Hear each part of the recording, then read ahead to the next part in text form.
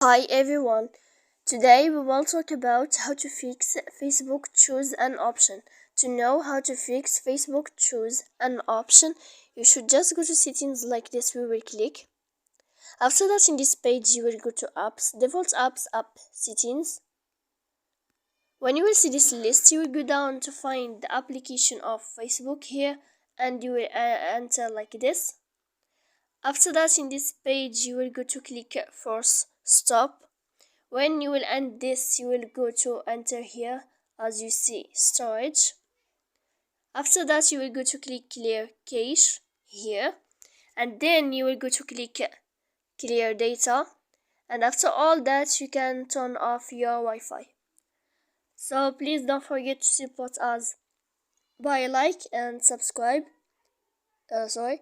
See you next time in another video, and thank you for watching.